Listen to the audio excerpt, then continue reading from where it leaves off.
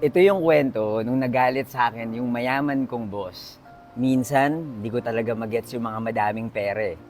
Story time! Ako nga pala si Lester at gumagawa ako ng videos dito sa TikTok. Gumagawa rin ako ng content para sa ibang tao. May mga nagtatanong kasi kung ano raw ba yung trabaho ko. Madami. At isang beses, naging photographer ako para sa isang mayaman na business owner.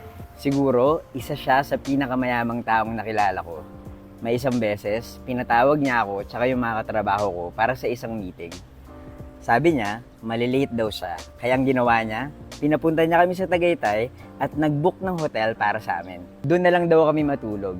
Masaya yun kasi parang libreng bakasyon. Kaya lang, sobrang late siya dumating at sinabi niya na mag-brunch na lang daw kami kinabukasan at doon na lang ituloy ang meeting. Nilibre niya kami sa isang mahal na restaurant. May steak pa nga eh.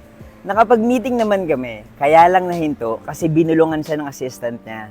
Parating na raw yung sundo niya. Maya-maya, may biglang malakas na ingay na narinig sa restaurant. May helicopter na dumating. Yun pala yung sundo niya. Nagkaroon tao ng trabaho sa kanya na kailangan kong mag-picture ng mga baka sa airport. Alam niyo ba, nagrenta siya ng eroplano para magpadala ng mamahaling baka mula Japan papunta sa Pilipinas. Meron kasi siyang farm sa Mindanao. Kumuha rin siya ng choir na may mga musicians para sa isang private event. At yung private event na yun, 5 lang kami sa loob ng kwarto. Ako bilang photographer, yung boss ko, at yung 3 Korean na business partners niya. Isang beses, nagalit siya sa akin. Pagkatapos ng isang event na pinuntahan namin, naisipan niyang kumain sa isang restaurant. Ako yung pinakuha niya ng bill nung naubos na yung food.